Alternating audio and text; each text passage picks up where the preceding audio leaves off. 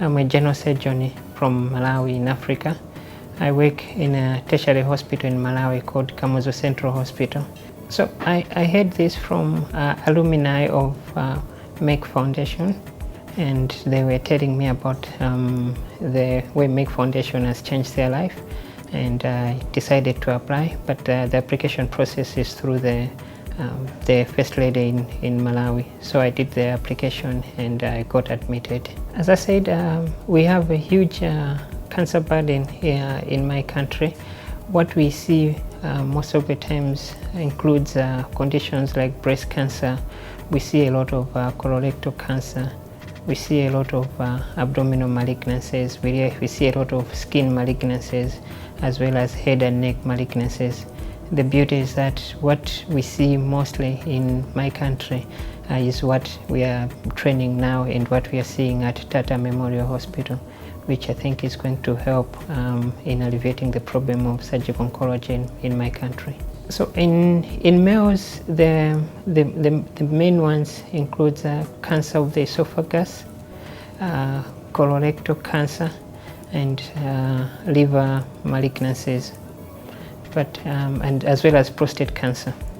But in females, the biggest one is cervical cancer, seconded by breast cancer, and then we've got lymphomas, which comes as a third biggest one. I've been wanting to embark on the surgical oncology program for quite some time. Having been in the surgical field for quite some time, I've been operating on surgical oncology patients, but without the knowledge of surgical oncology. So I've been operating from a general surgical point of view, which often at times gives a little bit of a challenge because we hardly achieve the curative intent that a surgical oncologist can. So my expectations from this training is that I would achieve to attain that goal and at least provide the necessary service to my patients and in terms of curative intent for most of the patients in my country. The training here is quite formidable in a sense that they do quite a range of the surgical services, which I'm sure is going to drill me quite much in terms of support and the rendered service that I need to back home in Malawi. Initially, doing surgical oncology, you have to go through a variety of departments to achieve a surgical oncology profile. And looking at the burden and the time frame, it's important to look at what's the prevailing burden, biggest burden in one's country. And the biggest prevailing burden is, as I said, includes breast cancer as well as gastrointestinal malignancies. So what I would love and what I'm doing now in terms of exposure is to be exposed to breast cancer, to be exposed to gastrointestinal malignancies, as well as also medical oncology management as well, so that at least I'm groomed in all aspects of gastrointestinal and breast, which is the main prevailing biggest malignancies that we see back home in Malawi. The numbers are so limited. In terms of oncologists, we've got only 2 medical oncologists the whole country. We've got 3 radiation oncologists the whole country. We've got no surgical oncologist. We've got 1 radiologist. We've got 3 anatomical pathologists the whole country. So, but the population of the country is around 18 million, and the cancer burden is quite huge. And this also has a direct impact on the service as well. So in Malawi, we have a newly built National Cancer Center, which is situated in my hospital, and it was opened last year, which has been run by a radiation oncologist and medical oncologist. And we are in the process of getting an operating theater in the same unit, as it was not part of the plan initially.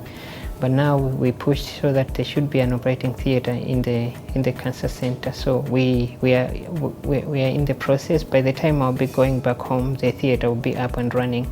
So my main role when I go back is to work in the cancer center as well as to work in this particular unit and deploy the services that I'm learning here to the patients in the country. Management of cancer involves a multidisciplinary team, and there's no particular individual that can manage cancer on their own. So as I said earlier on, the numbers that we have are so limited. I forgot to say that the nurses, on the nursing part, there are only 2 trained oncology nurses for the whole country as well. So we've got that gap, which is quite huge. So the human resource is quite important. We need more surgical oncologists, we need more nurses, we need more radiation oncologists, medical oncologists, and it's just a whole lot. So in terms of the huge burden that we have is the human resource, as well as in terms of the equipment and infrastructure. The good thing is that we have the cancer center, but it's not up there yet, but it's a good start. So I think the other aspect is just to equip the cancer center with a name that should serve as the biggest cancer center for the whole country. So with those 2 equipment and human resource, I believe that we can achieve much. This is a wonderful opportunity for me, and I gladly give a lot of credit to Merck Foundation for the opportunity, as well as the First Lady from Malawi and the First Lady's office for the opportunity. I know that this is not opportunity only rendered to me as an individual, but I think to the country, because the country will seem to benefit once I go back. I know that I've been practicing as a surgeon, as a general surgeon for the past 7 years, but now with this training and the knowledge that I will gather is going to go a long way in saving a lot of Malawian patients. Malawi